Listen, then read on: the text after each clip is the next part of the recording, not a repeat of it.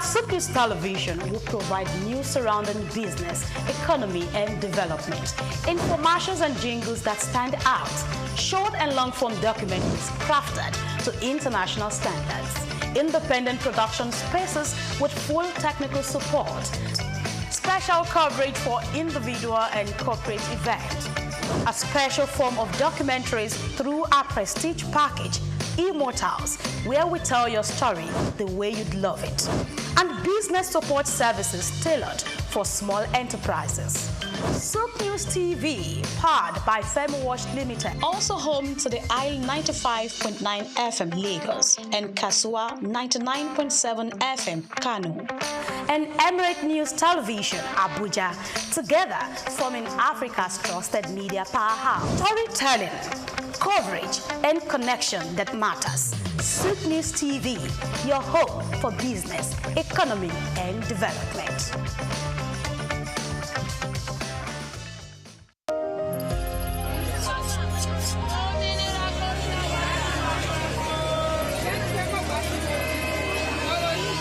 Hello Lagos, make we yarn. Hello, boy, if this POS matter, don't pass your call. Person go swipe, alert no enter. Before you know it, jump. Wait, wetin really happen? Maybe you fake alert the warriors. Okay, so wanna listen, If you dey do POS business, no expose your alert. Hello, Ogbefi. They don't walk that road where they warriors for our local government for years. This one sweet me, I no lie you.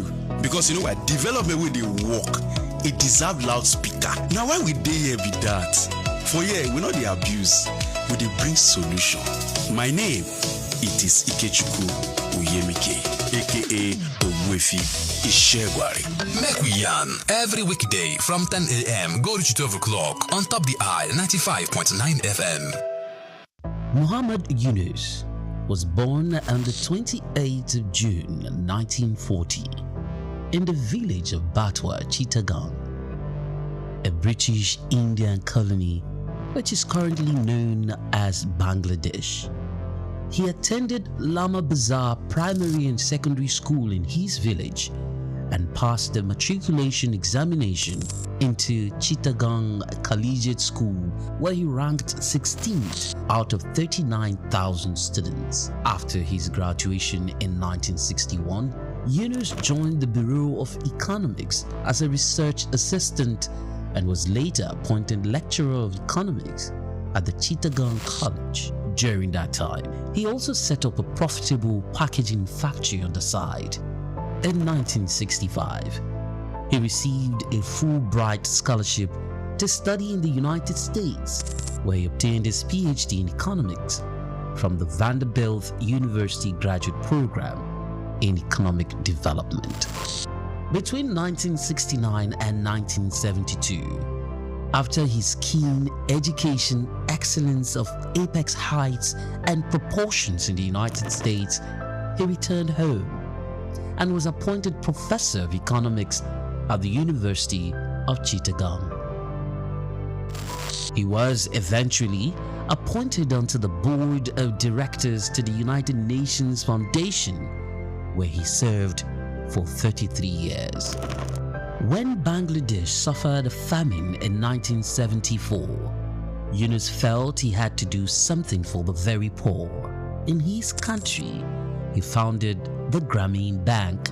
His motivation was to create economic and social development for the very poor, giving long-term loans to those who wanted to start small enterprises to pay back when they can. The aim to help was to get many of them out of poverty. For this, he was awarded the Nobel Peace Prize in 2006. Muhammad Yunus is a recipient of numerous international awards for his ideas and endeavors, including the Humanitarian Award in 1993, World Food Prize in 1994, Independence Day Award in 1987, Bangladesh's highest award, the King Hussein Humanitarian Leadership Award in 2000. He was also awarded the Volvo Environment Prize in 2003, Nikkei Asia Prize for Regional Growth in 2004, Franklin D. Roosevelt Freedom Award in 2006, as well as the SOUQ Peace Prize in the same year. All humans are born entrepreneurs, he would always fondly say. His heart showed through his everyday life.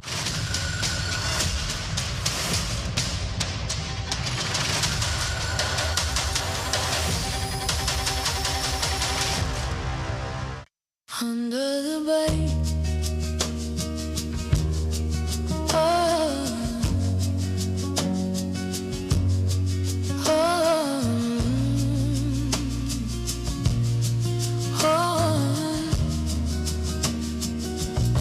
under the baobab tree, where shadows bend, the earth whispers tales, the wind. Human rights are a fundamental and universal entitlement belonging to every person by birth, designed to ensure dignity, freedom, and equality regardless of race, nationality, or status. These inalienable rights form the very core of global governance. International human rights law, founded upon the Charter of the United Nations and the Universal Declaration of Human Rights, UDHR of 1948, establishes the binding obligation of government to protect these freedoms. A key success of this universal framework has been the continuous expansion of its legal body to protect vulnerable groups, including women, children, and persons with disabilities. This universal commitment forms the basis of this year's International Human Rights Day theme, our everyday essentials, which seeks to reaffirm these principles not as abstract concepts, but as the practical foundation people rely on daily. Despite the strength of this legal foundation, challenges in implementation and new complexity result in an uneven global landscape. Millions are facing a critical lack of access to basic needs such as food, water, health, education due to persistent poverty and entrenched inequality. Recent World Bank estimates indicate that approximately 817 million people are currently facing extreme poverty, underscoring the severity of this implementation gap. Rapid advances in technology and digitalization also present novel hurdles concerning surveillance and privacy.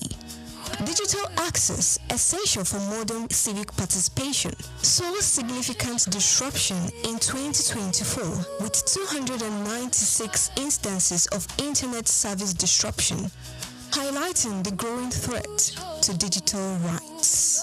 This challenge is compounded by weak governance and the widespread persistence of armed conflict. These elements undermine fundamental rights by fueling instability and violence, often perpetuated by a lack of accountability for violations. The devastating impact on civilian life remains profound. The United Nations recorded a sharp 72% surge in the loss of civilian life in conflict zones in 2023, coupled with a record high of over 120 million forcibly displaced persons by the end of 2024. The human rights framework faces compounding issues such as climate change, which threatens the rights to life and health through environmental degradation. This has created a hazardous environment for advocates, with environmental human rights defenders facing substantial risk to their personal safety.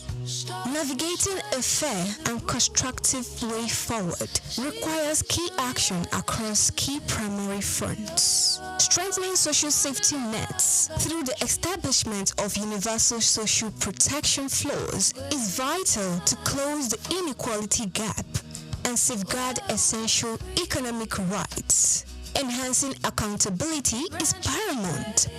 The international community must increase support for mechanisms that investigate and prosecute serious violations of humanitarian law, thereby countering impunity and restoring the rule of law. Also, the protection of civic space must be prioritized by regulating the digital sphere to ensure strong privacy rights and by enacting specific legal safeguards that protect activists, journalists, and human rights defenders from attacks, allowing them to perform their essential work without fear. Ultimately, ensuring human rights remain an ongoing commitment that demands measurable action over rhetorical assurance. By reinforcing the UDHR's principles through strategic investment in social protection, accountability, and the safeguarding of civic and digital freedoms, the global community can successfully transition these values from legal ideals into the everyday essentials that defines a life of dignity, freedom, and equality for all people. Praise Matthias, SOUQ News TV.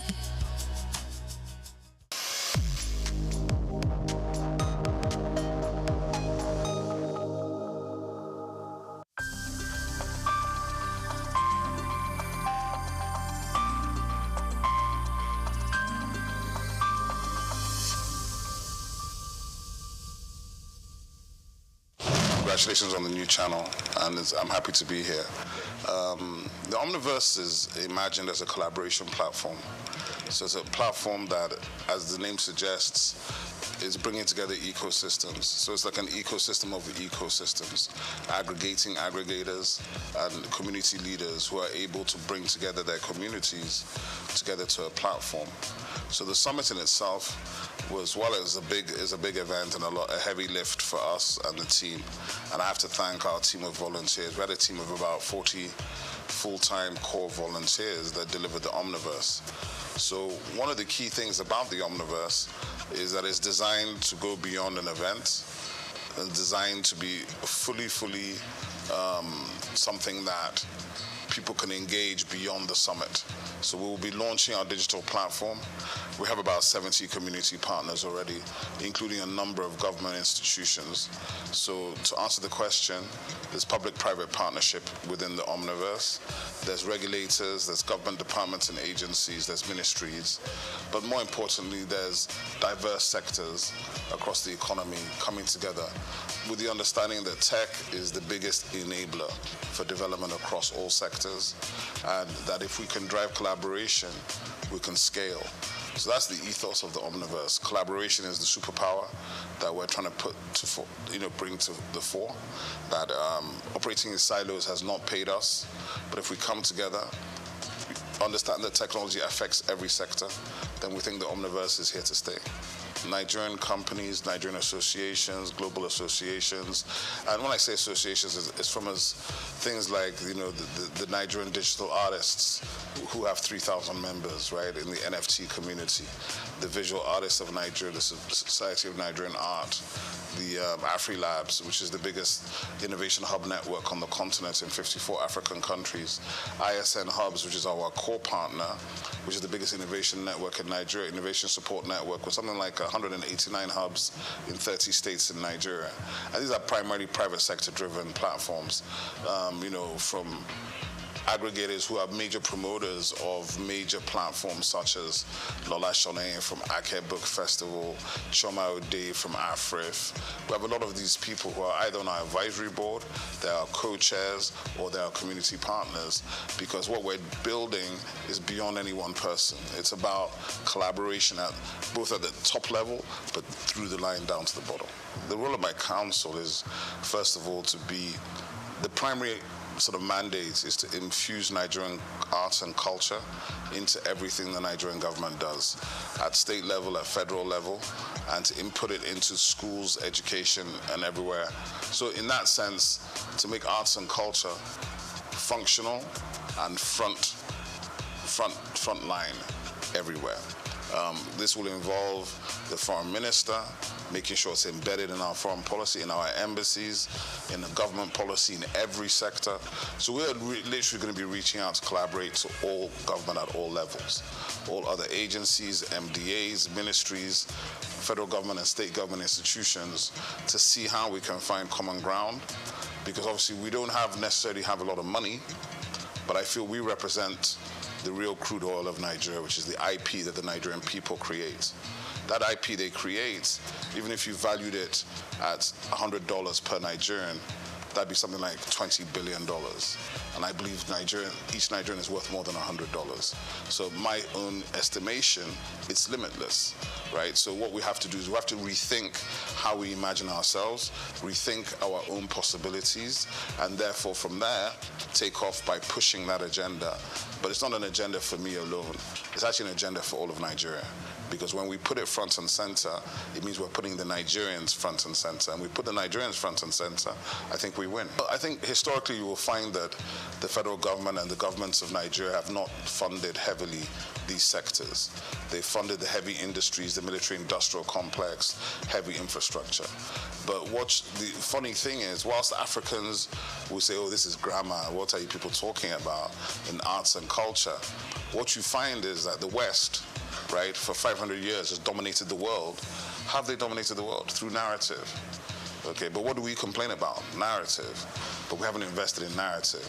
So if you don't invest in telling your own story and owning your own story, why are you complaining about how you're perceived? So I think it's counterintuitive, and it's about time. And I'm very pleased and very happy that Nigeria now has a full ministry focused on this one specific issue. Because the truth of the matter is, we are older than time itself. We come before Christ. We come before the entire Western hegemony. We are actually the origins of everything, of innovation, of technology, of science, of education. But if we don't believe it ourselves and we don't express it, how can you expect anybody else to believe it? Well, I think the difference is that as a creative entrepreneur, there's really nothing to stop me, right? I can take all the risks. I don't have to worry about anything. I can decide, win or lose, we're doing this thing. But of course, as a public official, I have rules and regulations I have to go by. I have a boss. I report to people, and I have KPIs I have to deliver on.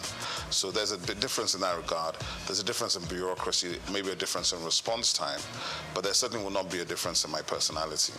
So I think it's really about how you perceive what these things are. For me, it's an elevation, obviously, and it's a privilege and a pleasure to serve at this level, to do something that I believe in, to do something which is that I believe in Nigeria. I believe in Nigerians. I know our ability.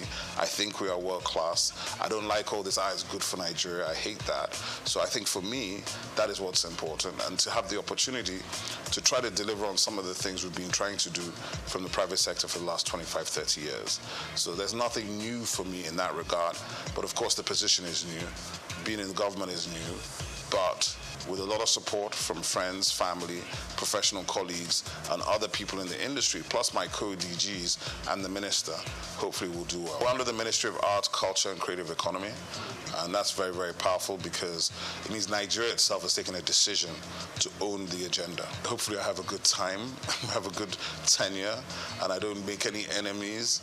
And well, for me, if you leave a place and the people that works with you have good things to say, if they feel better about their work and about themselves, and if the brand that you're now leading is now appreciated by the people for what it does and how it brings it to the table, then I've done my job. I think Afrobeats has already established the fact that we are originally Nigerian, or some people say arrogantly Nigerian. And it was intentional. We built this thing, and it was intentional because we're not going to ever apologize for being Nigerian. We're not going to apologize for being black. We're not going to apologize for being African. And that's front of mind because, you know, when you do show business, you have to validate it. So we validated the show maybe at least 10 years ago. So now we're in the business phase. So when you see the exit of Maven Records with UMG, you see Iwaju coming, Comic Republic with Universal Studios, you begin to understand where we're building to. And when you think about where we're coming from, where there was no infrastructure, no funding, no support, and I think part of what we hope to do with government at this time is, because we come from the sector, we can collaborate with everybody in the sector. We don't have to talk at them, we talk with them, we build with them, and together I think it's limitless. You know, Nigerians like to say the sky is your limit. I think it's limitless. There's no limit to the whole situation. One of the things I talk about all the time is what's the difference between Thor and Shango? Thor is approaching $50 billion in revenue. Shango's broke somewhere outside Lagos. And that's a lack of imagination on our part. That's a lack of us delving into the richest thing we have, which is our mythology. Our mythology is endless. If you look at the Marvel universe and the DC Comics universe, the Orisha are basically the same thing as the X-Men. But the Orisha, some people are still afraid of them, whereas the X-Men are north of $100 billion in revenue. So I think we have to understand and reimagine our mythology, our history, our stories, and how to bring them to the world in new formats. It's not just film. It could be live action. It could be gaming. There's so many different ways to action these things. And when you do them, and you do them right at the right level, as Iwaju is beginning to show you, our stories have always been world-class. Our characters are world-class. What we have not had is the resolve and the confidence to finish. I think that is coming now. For me, I think it's still the fact there's more to do. My young brother, Misan Harriman, is nominated at the Oscars, the first Nigerian nominated for a director for a short film, because I know what that will do for the next generation of Nigerian directors, right? So for me, there's still more to do. There's so much more to do. When we see our first $100 million movie in the global box office, we need to celebrate it. When you win a Grammy, you need to celebrate it, because these are stages that we were locked out of. The technology and new media has allowed us to evade these spaces we were not even invited to. But now we're beginning to enter them and dominate. So even when you do that, you have to do it with grace and dignity, not with arrogance. And that's something that some of us have to learn. But the truth of the matter is, the greatness of the Nigerians is just beginning to come. And I feel strongly that this century, we're already in the African century, and the soft power that we hold here is what will define the future of the century. I think the most important thing, the first thing to think about is IP protection, because the minister is working strongly. Yeah, intellectual property. The U.S., if you take the state of California is probably in the top 5 economies in the world, and 70% of the economy of California is driven by intellectual property, by 2 core industries: Silicon Valley, which is coming out of Stanford University, and Hollywood, which of course is the music and film industry. Now, that is for anybody that says, oh, what is this thing that they're talking about? We don't understand it. It's grammar. The grammar is the money, okay? The narrative is the money. The story is the money. So any of your children or your nieces or nephews that have talent, visual art, performing art, arts and crafts, adire, all of these things that we've been taking as vocation, they are occupations. They are extremely valuable. And with digital technology and platforms, we can scale these things and generate incredible revenue. The point being that Nigeria has so much to bring to the world in terms of these things. I think Nigerian cuisine is going to be on the level of Chinese and Indian cuisine worldwide in the next 10 years. And if you understand that, then you understand that the Indian restaurants in the UK, as far back as 2009, were generating more money than the UK automobile, shipping, and metal, steel industries combined. That's just restaurants on the high streets. So that is why we must invest and we must put our energy into this sector, because this sector will provide the jobs, provide the revenues, and provide the global dollars that everybody's looking for. Oh, I think it hasn't even started. The Maven Records deal is giving you an indication of that. The reason why that valuation of $150 to $200 million has been done is because of the upside potential of Rema, who's 23, and Arya Star, who's 20. So they're looking at the fact that in 10 years' time, these guys could have generated $1 billion each. Do you understand? So it's a safe bet when you already have a built global talent at 23, when it normally takes years and years and a lot of money to build the talent, right?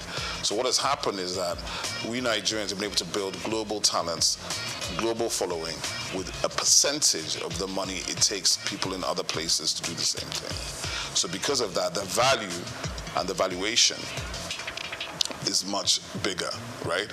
So I would say the Afrobeats wave, it's not even a wave. It's been going for 15 years already.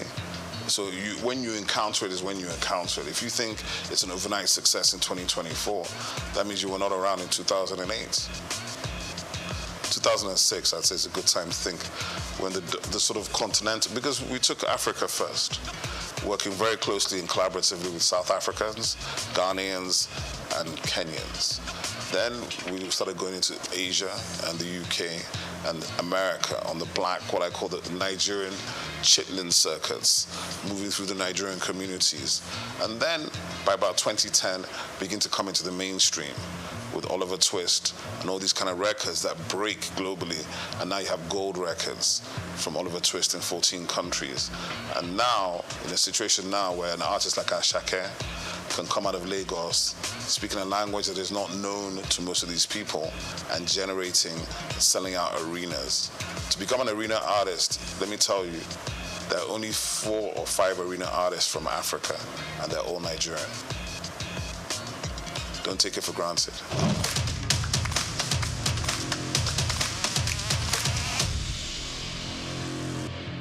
I think a lot of people feel that, but what I should tell the rest of the country is that the rest of the continent is also trying to get to Lagos as well, right?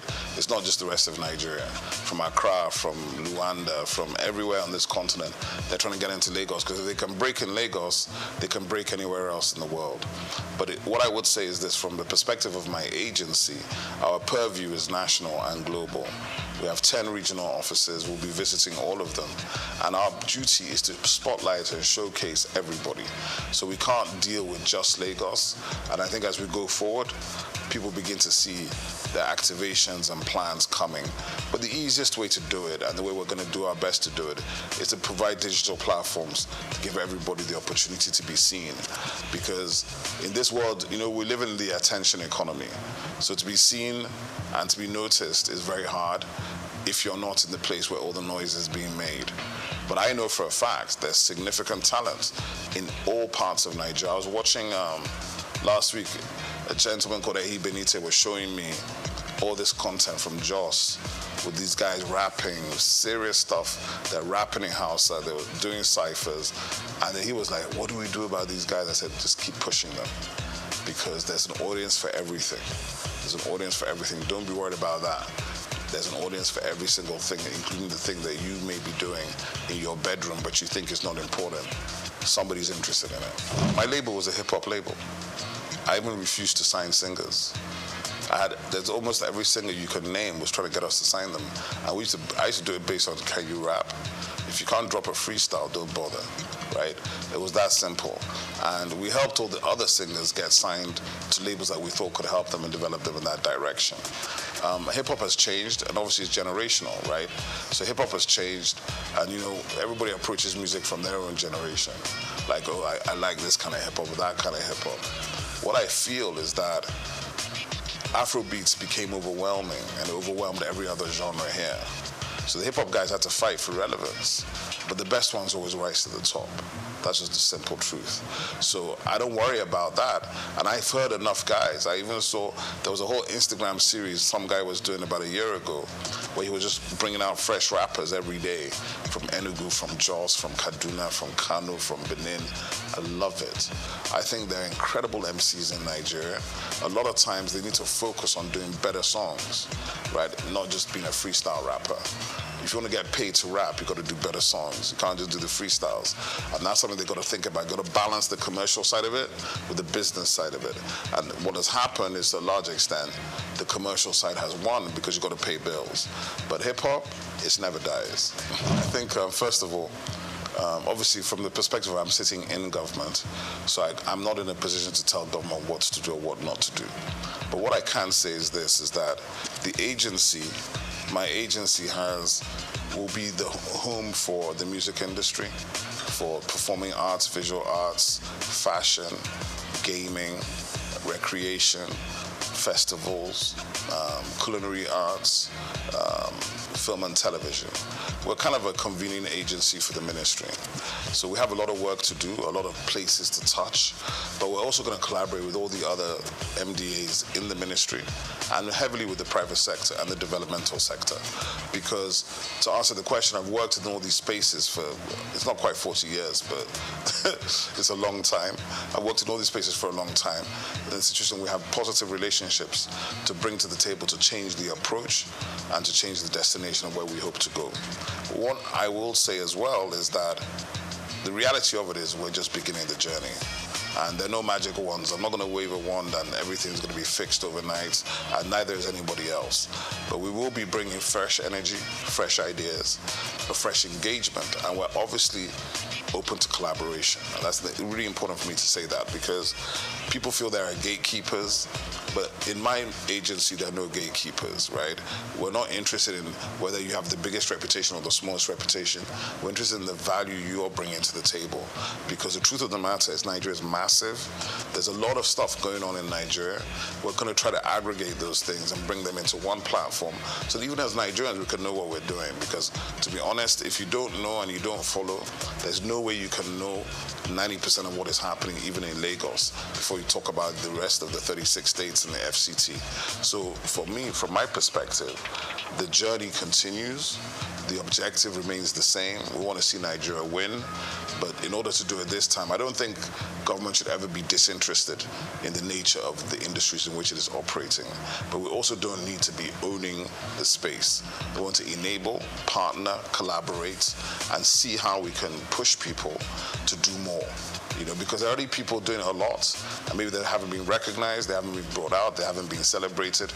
All these kind of things we can help to do, help to get news stories and people to bring these things to the fore, right? Like I said today, a Nigerian who was nominated for an Oscar as a director, the first Nigerian. It's up tonight at the Oscars. It's not news in Nigeria. That's a problem. We have to be able to tell the stories that are of greatness of our people, because if you don't do that, you can't inspire anybody.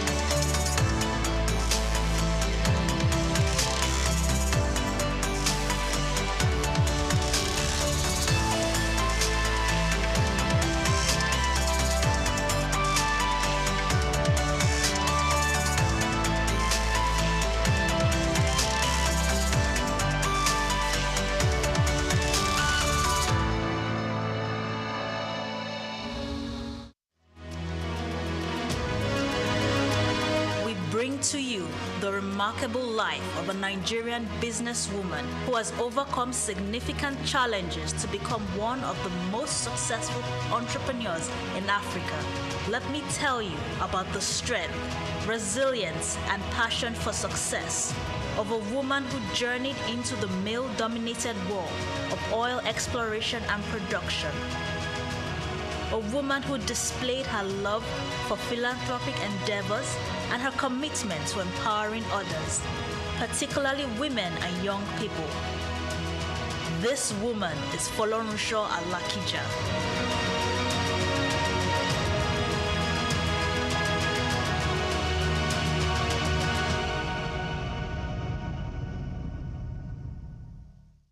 It takes only the brave, courageous, and smart-minded people to become rich and influential personalities in the world.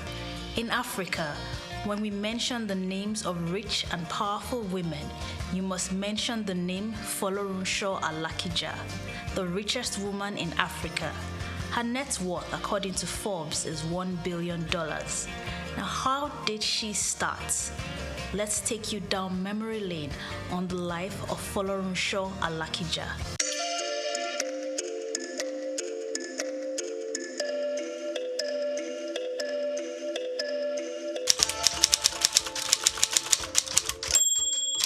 Folorunsho Alakija was Ni Ogbara was born on Sunday, 15th July 1951 to Chief L.A. Ogbara, her father, and Mrs. Ogbara, her mother, who is a businesswoman.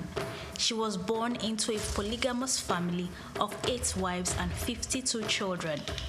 Her mother was the first wife, and she was the 8th child of her mother. Young Folorunsho grew up at her family house located at Ido Oluwo Street, Ikorodu, Lagos. She had her nursery education at Our Lady of Apostles Nursery School from 1955 to 1958, also in Lagos. At the age of 7, her parents enrolled her at a primary school in Wales called Dino Ben School for Girls in Wales. She was in that boarding school for 4 years before she returned to Nigeria. After her primary education, she attended Muslim High School, Shagamu, Ogun State in 1963. Well, during the holidays, she would go to her mother's shop to participate in the textile business. She would learn about trading and marketing of textiles. Generally, she learned a lot of tricks about business. After graduation from high school, she enrolled at Pitman Central College, London, to study secretarial studies. In 1974, Folorunsho started her career working as an executive secretary at Sijuade Enterprises. After gaining some experience there, she moved on to First National Bank of Chicago, now First City Monuments Bank, working as the executive secretary to the managing director. Later, she was appointed the new head of the corporate affairs department of the International Merchants Bank of Nigeria, formerly First National Bank of Chicago. She moved on in her career to become office assistant to the Treasury Department. After spending 12 years in the banking sector, Folorunsho traveled to London in 1984 to study fashion designing.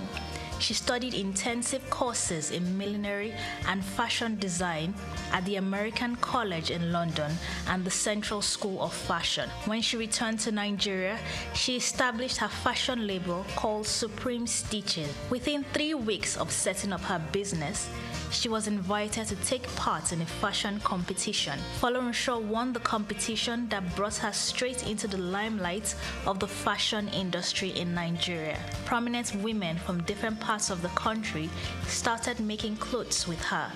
Her fashion company thrived successfully, and a few years later, she renamed it to the Rose of Sharon House of Fashion, making it a proper fashion line.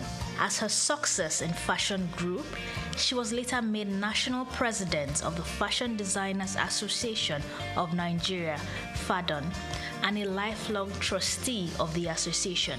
By the early 1990s, Folorunsho decided it was time to expand her business tentacles to oil and gas. Her company, FAMFA Limited, was incorporated in September 1991. The company applied for an oil prospecting license, OPL, to explore a 617,000 acre block for oil, now OPL 216. In August 1993, the company was awarded the leasehold rights of OPL 216 oil block, and it was renamed officially.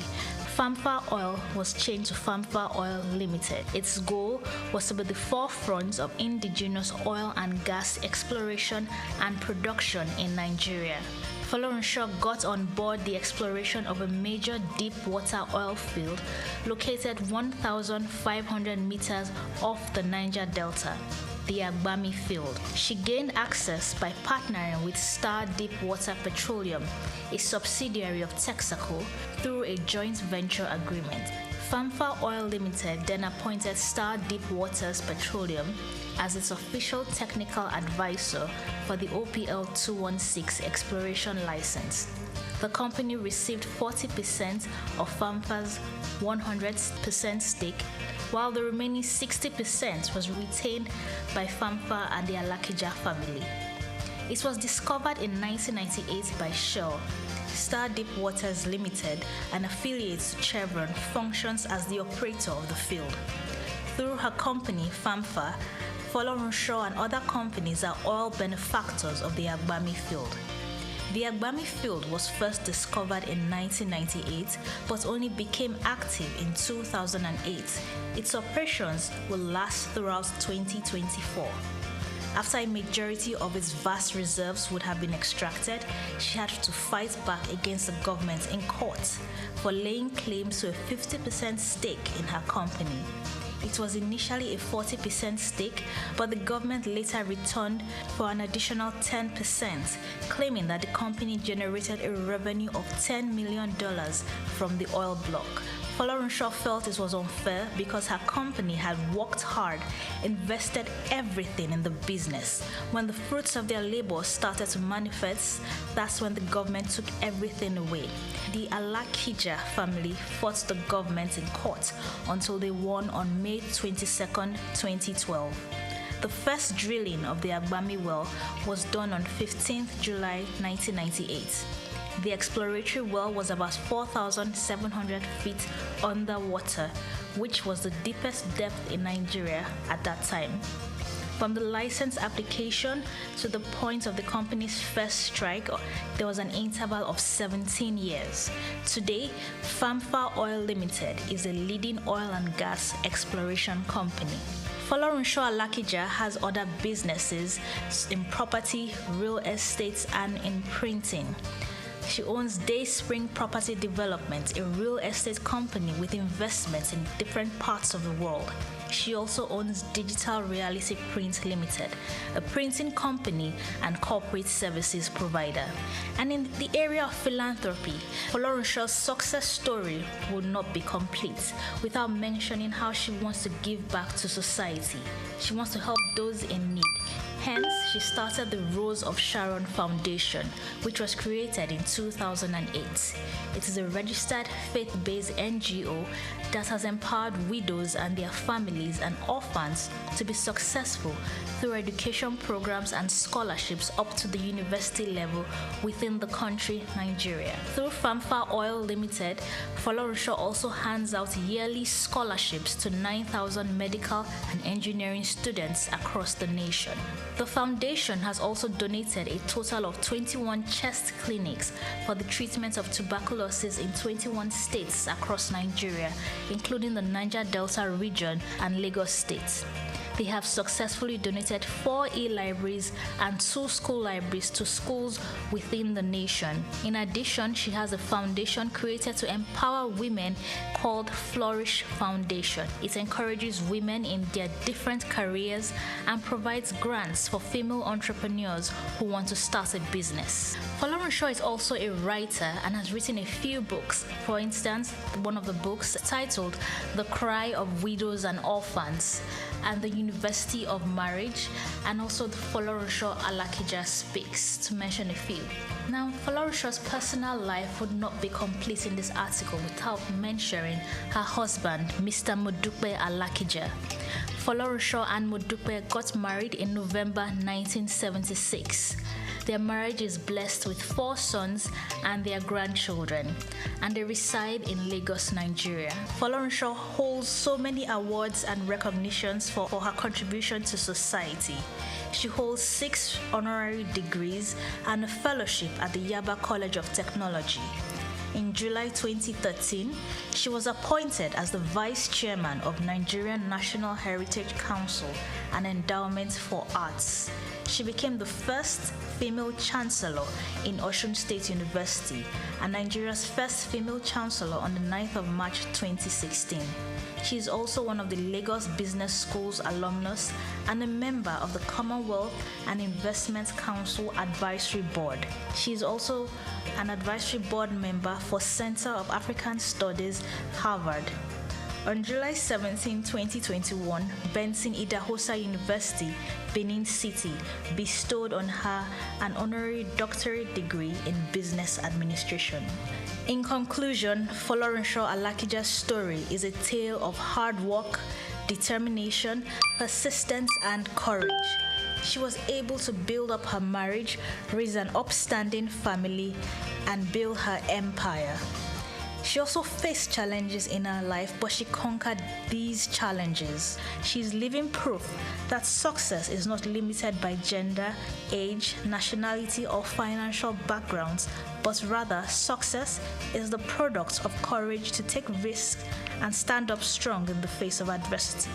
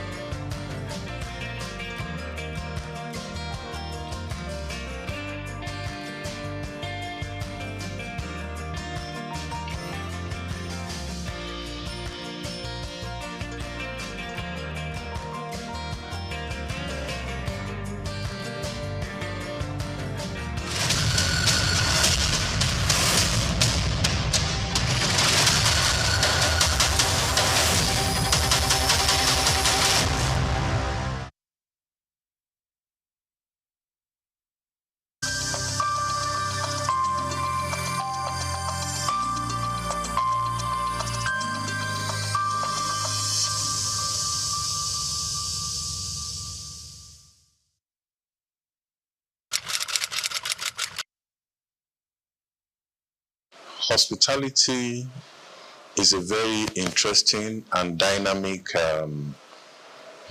industry. Hospitality industry, very interesting and dynamic. And as we know, we have global best practices, that are acceptable. It's just like norms that are acceptable in the industry. So when you talk about global best practices, it encompasses a lot of things, a lot of dimension, in terms of technology, in terms of service delivery, in terms of training and retraining of staff, even the recruitment, onboarding of staff. There's so many things involved when you talk about global best practices. Well, let me just say the main challenge we have in this climb is orientation, education. In this climb, many people go into the hospitality business without much information about what they are about to go into.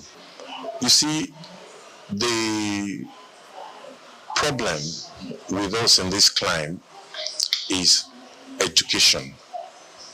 You see, many of our hotel owners are not properly educated before going into the business. I've had series of experiences on the field where some people must have wasted fortune, and they will now realize that they need consultants. And by that time, let me say it may be late already. Before you go into any business, get to understand, how it works.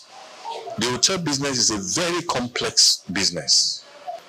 Like globally, the trend is making sure your guests' expectations are exceeded.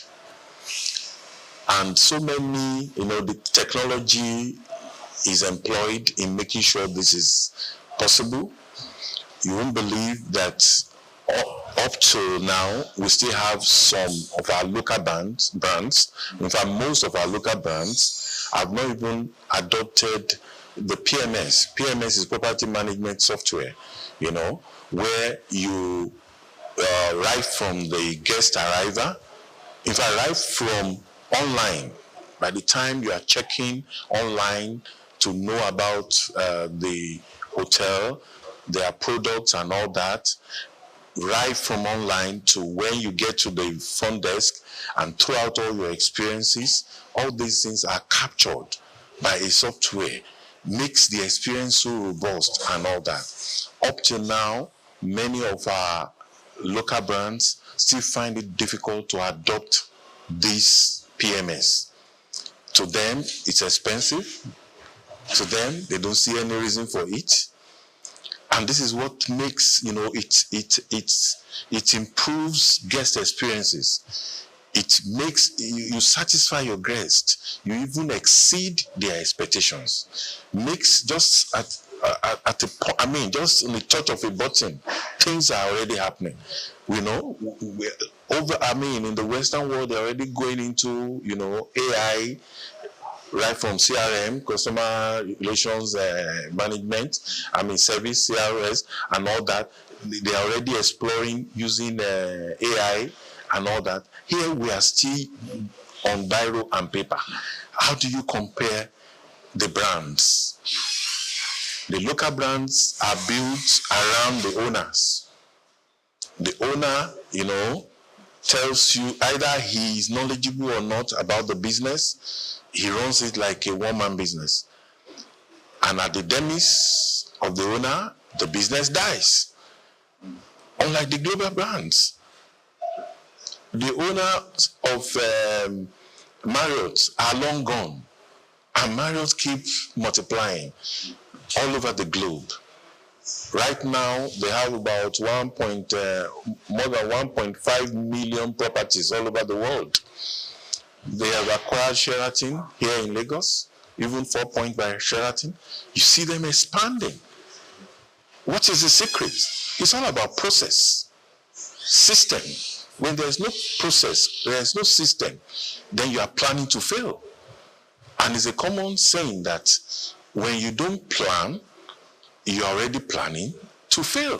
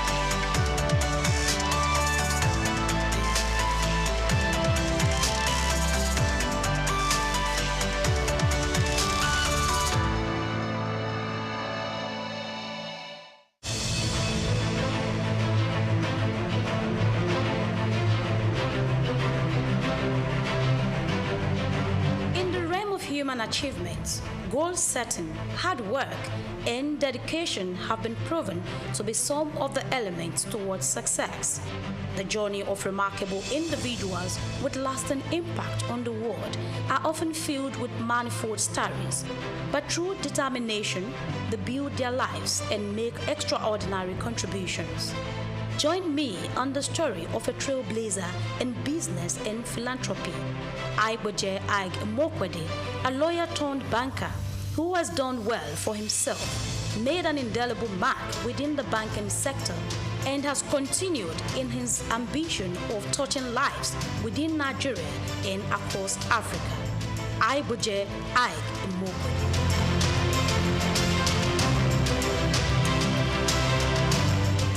Within the Nigerian business space and philanthropy, few names resonate and are respected profoundly.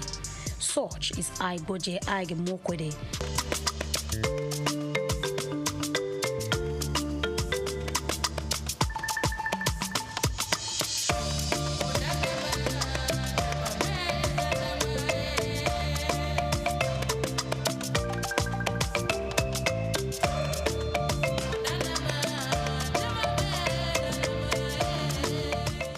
If you're just watching, kindly subscribe to our YouTube channel for more great documentaries. Like, share, and comment. Known as a successful business mogul, banker, investor, and a philanthropist who cares about making difference, Ig Mokwede's story is one of hard work, creativity, and a desire to drive positive change across Africa. Born to civil service parents on September 24, 1966 in Ibadan, Oyo State, Nigeria, he hails from Sabongida Ora, Edo State. Aiboje spent his formative years with his parents in Lagos, where he had his primary education at St. Saviour's School.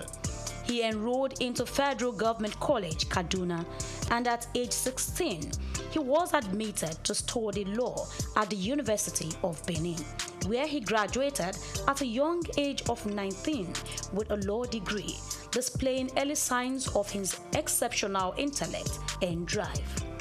Called to the Nigerian bar in 1987, he started his career in 1988 as a lawyer at Continental Merchant Bank during his National Youth Service Corps NYSC year. In 1991, he joined Guarantee Trust Bank PLC, GT Bank, where he rose to prominence as an executive director. His big moment came in 2002 when he led the acquisition of Access Bank, turning it from a small regional bank into a big player, a banking powerhouse in the industry.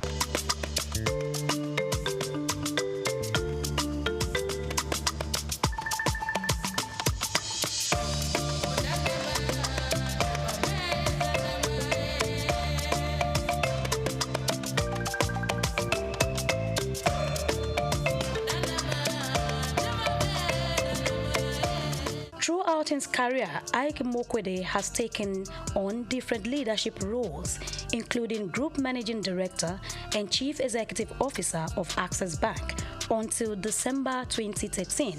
He later became President of the Nigerian Stock Exchange and retired in 2017, but remains on the National Council.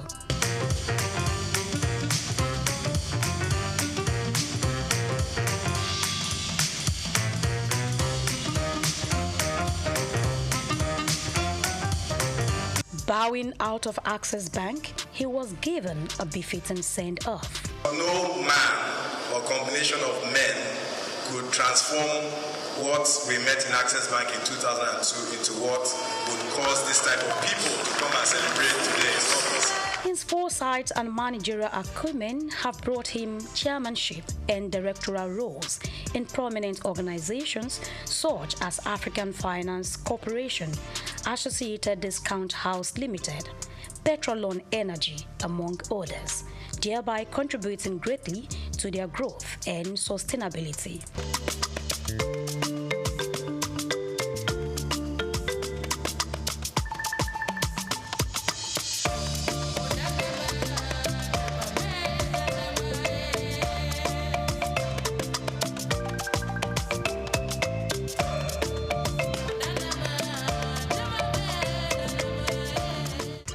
Hard work, they say, pays.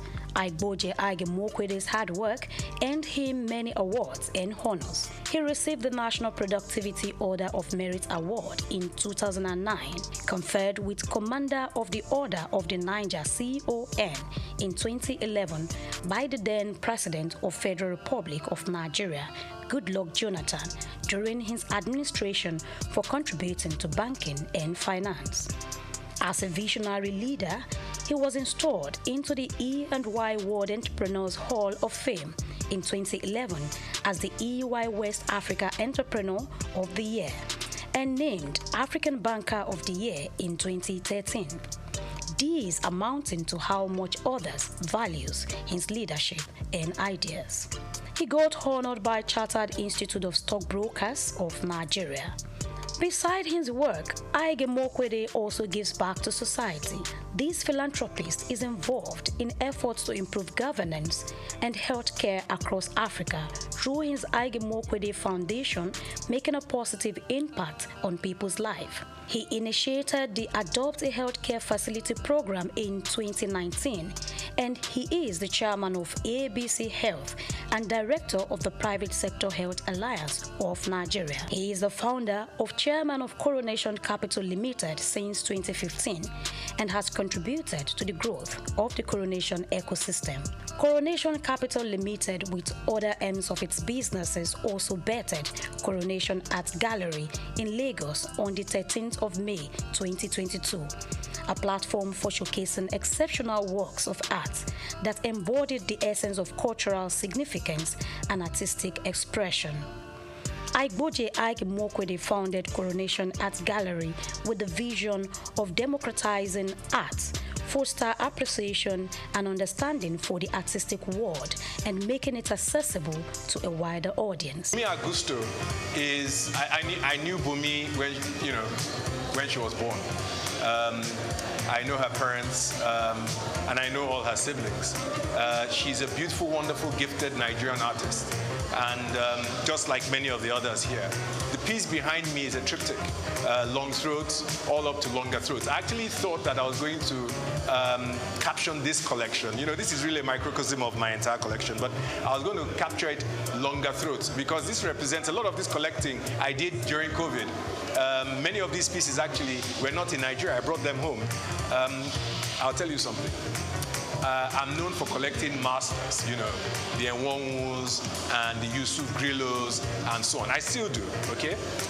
And I kind of stuck to that genre of classic. Those are the people who, when I was growing up, as I told you, those are the people who were my parents, either just older than them or contemporaries. So I grew up knowing these artists as my uncles, okay? So my first collecting was, you know, from works, you know, done by masters like that. After a while, you know, these works are really priced in. But Bumi Augusto, you know, her works, you know, which may appear even a bit pricey now, in 10 years' time, you know. So this is also hosted by Coronation, which are companies that are all about wealth creation. So there's also the investment angle. I don't collect for investments, but, you know, with all that these great Nigerian and African artists, the young ones, have been doing, and the way their prices have been rising, you know, I've got to focus on investments now.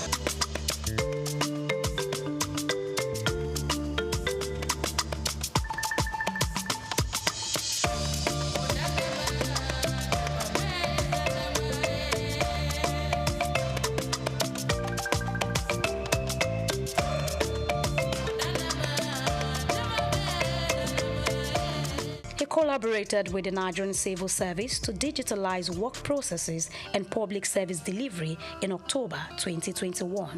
Recognizing 43 public servants at the 2022 Civil Service Award ceremony on behalf of the Aigimokwede Foundation, with an encouragement of cash prize worth 500,000 naira for each awardees. It is my understanding that annually 43 public servants will be recognized in this fashion. And so, with effect from the 2022 Civil Service Awards ceremony, on behalf of the Aigimokwede Foundation, we will be putting an endowment with effect from this award session, whereby each awardee receives a cash prize of 500,000 naira.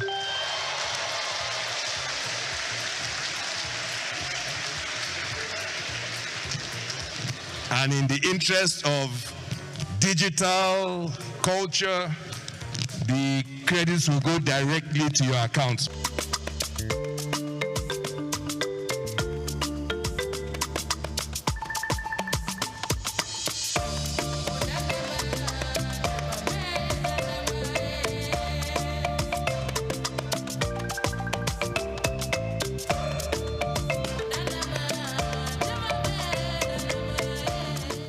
Among his many certifications, affiliations, and fellowships, Ige Mokwede holds Triumph MBA from the London School of Economics, New York University, and HEC Paris. He attended an executive management program at Harvard Business School in the year 2000, and he is a member of the American Academy of Arts and Sciences, also appointed to the International Advisory Board of Oxford University's Blavatnik School of Government. Ige Mokwede is a honorary fellow of the Chartered Institute of Bankers of Nigeria and had received an honorary doctorate of science from Olabisi Onabanjo University in 2018.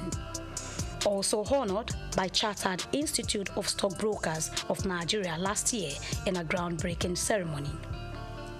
If the operators of our markets, of a nation's capital markets, are properly resourced in terms of skill, capacity, and conduct, nothing can stop that nation and its citizens from leaving the tarmac and moving from third world to first world. Nothing can stop it. The correlation between the advancement of financial markets and the advancement of national economies is perfect. It's not almost, it is perfect. And so, you understand why I have tied myself to the future of this market and why I have tried from the very word go that my voice was heard to get the public sector and the elite within the private sector to understand that we cannot ignore this market. Igboje is the fourth African co-chairman of the Global Business Coalition on Health and chairman of the Friends of the Global Fund, Africa. The business mogul has made significant donations to the Global Fund. He is the vice chairman of the Global Citizen Nigeria and creator of the Nigerian Solidarity Support Fund. There is always a story, or say many stories, behind every success, and this Ige Mokwede has shared in a book called Leaving the Tarmac, Buying a Bank in Africa, Red Door 2020. In it, he talked about how he and others turned Access Bank into a major success, showing his determination and vision. On a personal note, I think the first thing is that I left Access Bank. I retired as CEO in 2013, and I knew that I needed time off just to recharge my battery, so to speak. I didn't think I would have more than a year and a half before my perpetual motion character, kind of took over once again. And so I wanted to use that period as productively as possible. So I had a year and a half, and what better to do in a year and a half, than write a book. And for me, it was an opportunity, for posterity to tell the story to my children in a structured sense, because before then, I just hadn't had the opportunity to sit down with my kids and say, this is what I did today, or this is what I did yesterday, and these are the highs and the lows of this journey. Herbert and I went through a hell of an experience between 2002 and 2013, and for him, that experience has continued. We learned so much. We were exposed to so many things. We had really, really great mountains that we climbed. We scaled some pretty high heights and so on. And in a sense, it would be very selfish of us to, lock this up in a box and not share it with others, because I think our experience, can be used by any other person who has an ambition to go out there and do, whatever it is they seek, whatever it is they dream about. And so the notion of writing for posterity and recording this period in my life, and probably more important, the notion of preparing a way for others, those are the things that drove me to write the book. Ige Imokwede, former managing director of Access Bank Group, returns to lead Access Holdings, replacing Abubakar Jimo. His return after a decade aims to realize the shared vision of the late co-founder, Herbert Wigwe. Access Holdings PLC, trading under the Access Corp ticker on the Nigerian exchange, began to feel Igboje's progressive impact as its stock value increased by 1.52% following his appointments as chairman. Igboje Ige Imokwede is back again. Ige Imokwede is married to Ofovwe Ige Imokwede and has 4 children, namely Ohiozoje, Aima, Morenike, and Renown. He has been able to balance his family life with his professional achievements, setting an example as a leader and role model to many. He is an ordained minister of the Promised Land Ministry. In the annals of Nigerian business history, his story stands out, showcasing the power of vision, perseverance, and giving back to the community. From his humble beginnings to global recognition, he inspires others to dream big and make a difference. His legacy remains as he continues to make strides in business and philanthropy.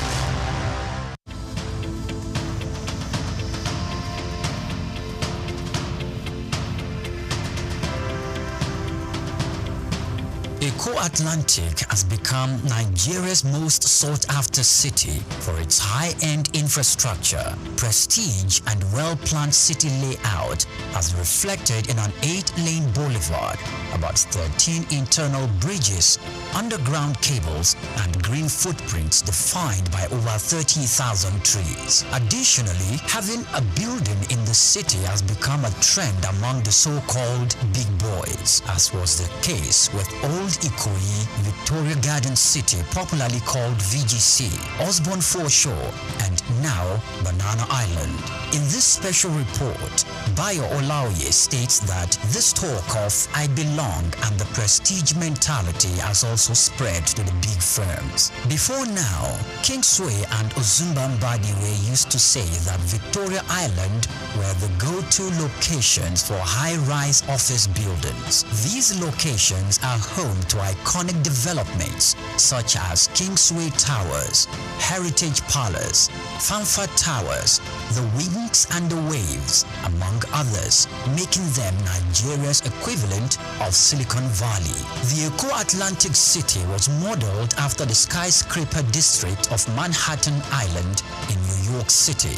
It has become the new destination for big-ticket corporate firms which are building or relocating their new headquarters to the 10-square-kilometer city, rising off the coast of the Atlantic Ocean in Lagos. The city is attracting investment interests in both residential and commercial real estate, the latest being MTN Nigeria, preparing to build a new headquarters. MTN is coming on the heels of First Bank, which recently turned the turf to build a 40-floor corporate head office, making the city's most iconic development so far. Prior to this courageous and ambitious entry into Eco City by MTN, First Bank, Dangote Group, and the Embassy of the United States of America have taken positions there, developing a new head office and a diplomatic facility respectively. Much earlier, a co-development company had occupied the city as the developer of the Azuri Towers, offering both residential and commercial facilities for high clients and corporate bodies. Arkland Property Investment and Oak Homes are also in the city, developing A&A towers simultaneously. These are the residential developments that will be standing on the 22nd floor and the 33rd floors respectively. Other developments are the Pan-African Towers by Periwinkle Residences, Eco Pearl with Champagne Tower and Eco Pearl Black Tower, Amni Towers and Ani International Petroleum Development Company, and Louisville Towers by Total Energy Staff Cooperative and Multipurpose Society. Louisville will comprise 300 residential homes spread between 2 towers, a world-class sporting center and a club, retail outlets and other facilities. It is designed to employ modern technology to achieve smart living and high standards. Eco Atlantic is an exclusive luxury city with superior infrastructure that appeals to the kind of investors we have seen in the city so far.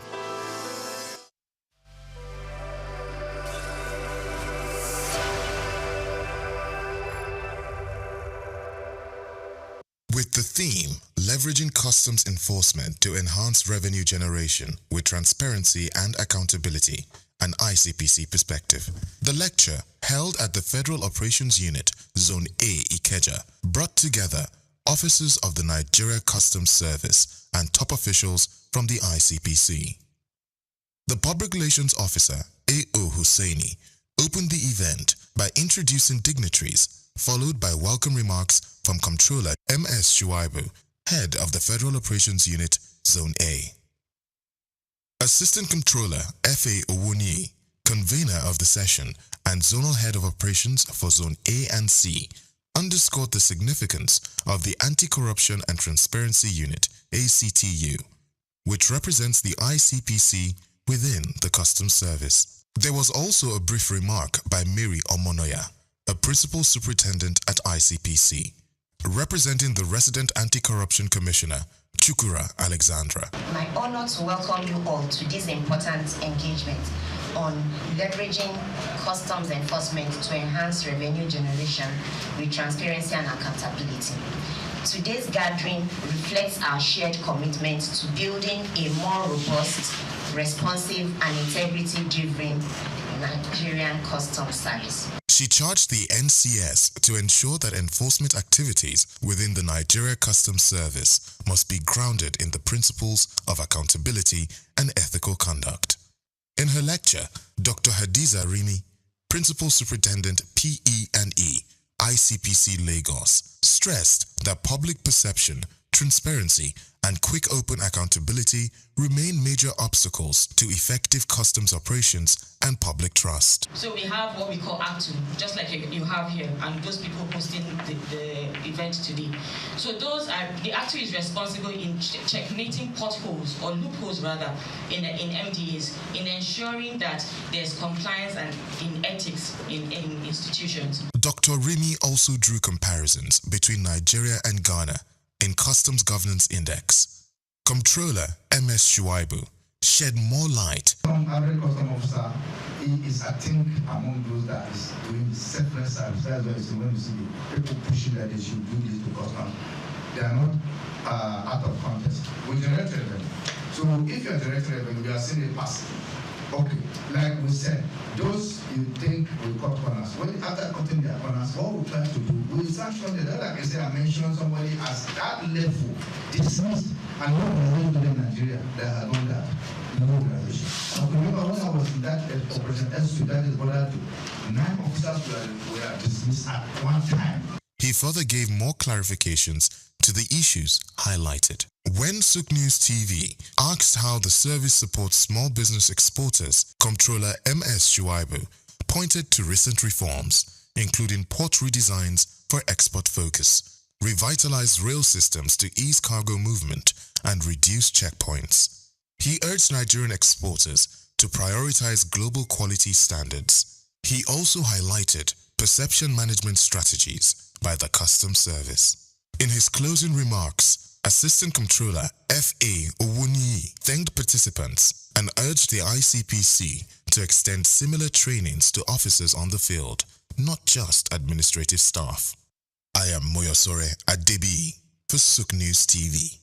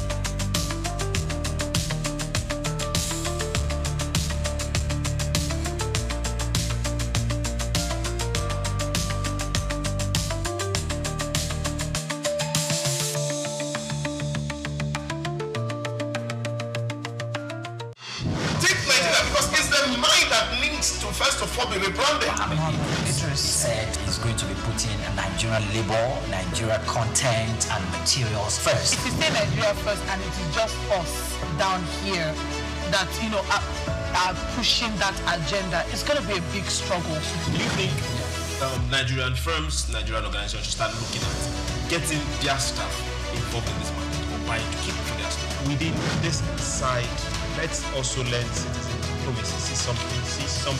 This is SOUQ business landscape.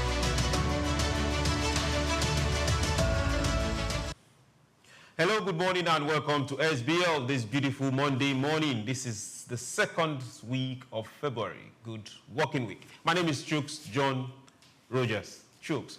On SBL today, we will be looking at the market, NGX. What is happening? The oil sector is driving and pushing markets up. Capitalization has risen. Now we ask ourselves what exactly the drivers, what exactly is pushing people into that particular sector, then also CAC. Corporate Affairs Commission, they are telling people that you've not been active, your firms, we are taking you off our records. You have to check, is my name, is my firm also there? Then Lagos State versus Ladikbo. Yes, Ladikbo market, that's the spare parts market. Well, that story is on the table today and we'll also get to talk about it. Niger Republic is going to experience open borders for goods that are coming that particular way. That borders has been under lock and key for a while, or especially on special occasions. Then also, former Vice President Yomi Oshimanjo, he's back in the bit. What is he saying, and where are we taking these particular stories to? We will be bringing this on this table that is alive, not also forgetting Burkina Faso and the gold votes. What's happening there? A lot is on the table today, so you have a part of SBL today. Remember, go to all our social media handles, all of them, all the social media platforms, and seek out SOUQ News Television. Follow, like, and share. Let the communication and conversation begin. We are reaching you live from SOUQ News here in Lagos, so you get us anywhere in the world. I'm not alone on the table today. I have Mukhtar here, and I have Toby here. So, Your Excellencies, please join me as I welcome the handsome men. Toby, good morning. Good morning, Mr. SOUQ. Good morning, Amin. Good morning, Lagos. Good morning, Nigeria. Welcome to SBL, where we, of course, discuss all political, economic development matters that pertain to your life generally. You're welcome, Toby. Amin is also here. Good morning. Good morning, Mr. SOUQ. Good morning, Toby. Good morning, Nigeria. Welcome to SBL. Okay. Yes, everybody is trying to see the future, except Toby that is not in glasses. But I promise you, he sees way, way further. Let's get straight to the market. What is happening in the market? Now, oil and gas shares, they surged at the NGS to a record high. They pushed, and they pushed through. The Nigerian Exchange Limited closed the week at a historic peak. A strong buying in oil and gas stocks pushed the oil share index to a record 171,727.49 points. Total market capitalization rose to 110.23 trillion, receiving a weekly gain by renewed investor confidence and positive sentiment around ongoing corporate earning releases. Now, the oil and gas index led the rally, jumping 10.88% for the week. Aradel advanced 15.7%, while Seplat gained 10% as investors repositioned ahead of expected sector earnings and benefited from the sustained interest in energy stocks. Now, the strong performance reinforced oil and gas as the market's top-performing sector during this particular period. Gains spilled into other sectors, though, with the industry and industrial goods index rising 4.36 on the back of Dangote Cement, up 7.1%, and WAPCO added 6.4%. The banking index also climbed 3.6%, supported by price increases in Wema Bank, up 6.8%, and FBN Holdings, which rose 4.6%. For a while now, people have always looked at the oil stocks as stocks reserved for the big boys, majorly because of the cost of one unit of the shares. And people were thinking that maybe there's going to be a reversal, then I will come in. But instead of seeing reversals, they are not slowing down. You still have to cough out over 1,000 to buy shares of Seplat, well over 1,000. And the same thing is happening with Aradel. Same thing is happening with, it used to be Julius Berger before, but now, Do you ever think those shares are going to slow down? For now, I don't see the shares slowing down, except we, God forbid, we experience something like COVID where the whole world shut down. That's when oil stock can reverse. And, you know, the driver of the oil industry, the GMD of NNPC, is somebody that is a captain in that industry. And he's making all the right calls. Everybody in that sector, the oil and gas, they are happy to have somebody like Mr. Bayo Julari to steer the industry, to drive the industry, because he's a big industry player. He understands the industry, and that is why so much investment is pouring into the industry. You made mention of Seplat. He is the same person that did the Seplat deal before he got into the NNPC office. He was the one that, you know, led the team that did the acquisition of ExxonMobil by Seplat. So when you have people like that, thorough technocrats, he's not a politician, he's not a political appointment, to drive the industry that they understand and they have good intentions. So far, everybody from the sector have come to hail the president and have vowed to support the president in the coming election, just because of the reform that is going on in that industry. You know, I'll give you a bill when you're done with this conversation, right? I'm not campaigning for the president. I'm just telling you. I'm just stating the fact. You're free to, but we'll still give you a bill. Right. Okay, good. So, and that is what we want to see across other sectors too. So, round peg and round hole, enough of political and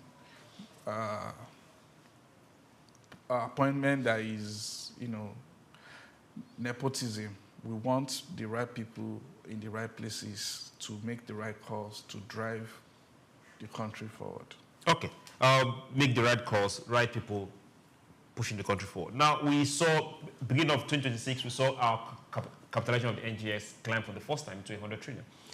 This is just February.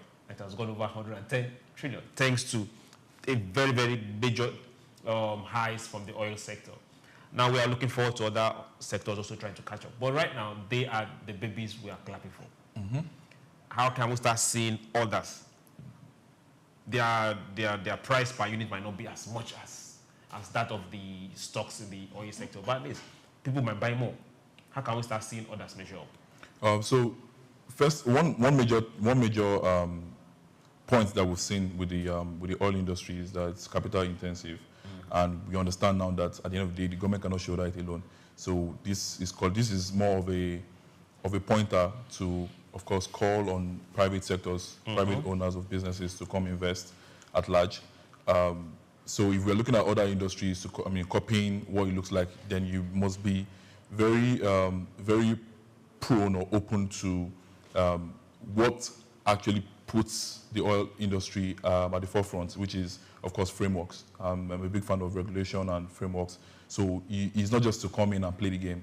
is to tighten up your structures, have regulations or bylaws that actually put you in the forefront. Make sure that investors are not scared of coming into doing business with you. So if you're going to match up with your own industry, then your framework has to be very tight, well structured. Your policies have to be human driven, not just only profit driven. That has to be human driven as well. You have to focus on how do we cater for the needs of the people. So once you do all of these things, you'll be able to match up. Once you do a lot of this, you'll be able to match up. We've seen, just like Ami said, we've seen a lot of capital investment coming into that particular sector. We've seen a lot of Nigerian investments, although with some foreign money coming into that particular sector. Then we've seen Dangote come and scatter everything and showed us that yes, government have been trying, but yes, private individuals do this better. And now Dangote, towards the end of last year, said he's bringing 10% of his shares from the refinery and bringing it to the stock market, and everybody is waiting. Do you see capitalization hitting 120? Yeah, it's going to keep going. It's going to keep rising. Actually, to use that word, a better word, because again, I feel like one of the mistakes that Dangote probably made at the early stage of the coming to the market to play the game is trying to shoulder it alone. The government cannot shoulder it alone, so you as a private individual cannot shoulder it alone. It's a wash in hand together. So, like I said earlier, if you are doing this, for the human development, for a better society, then you have to come together to work alongside with other private individuals, private investors, and the government, and that's the way you can actually make profits in this market. Okay, talking about making profits, let's look at the top performers, top gainers in the last week just ended. We have RT Briscoe PLC, their shares are up 60.69%. Now each unit is going for 12 naira 63 kobo. Then we have such as Agro Allied Industry. I always like it when I see agri companies also there competing. Doesn't matter how big or how small. Now they are up by 60.38. Each unit is selling for 6 naira 72 kobo. So you see there are shares there that you can afford. They are there, not the... Now we also have Abe Mortgage Bank.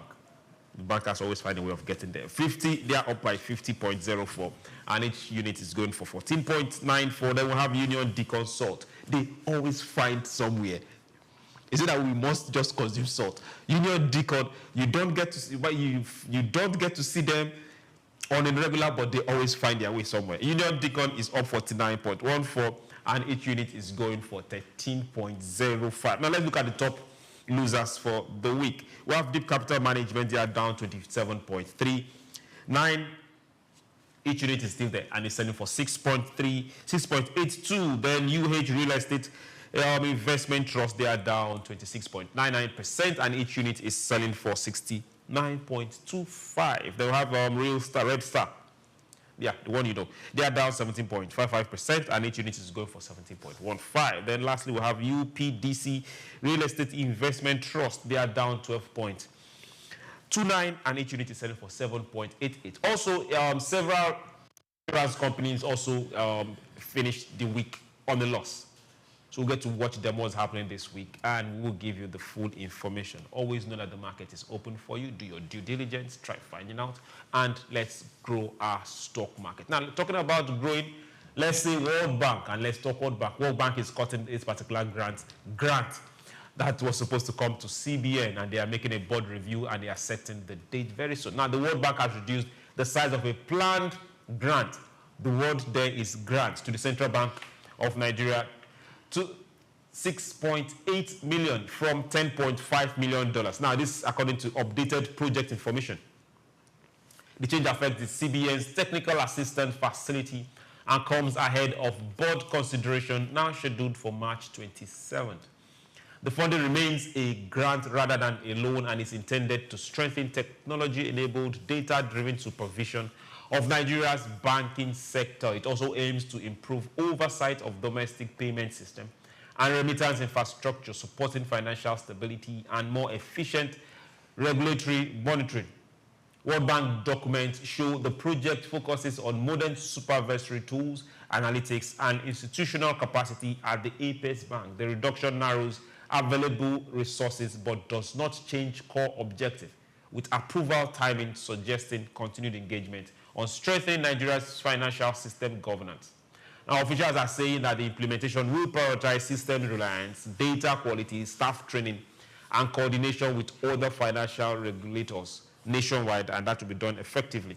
I see this more like CSI from a business community to people that you make money off. So that's just my thoughts, though. So let's say we have Diageo. I'm just using that as an example.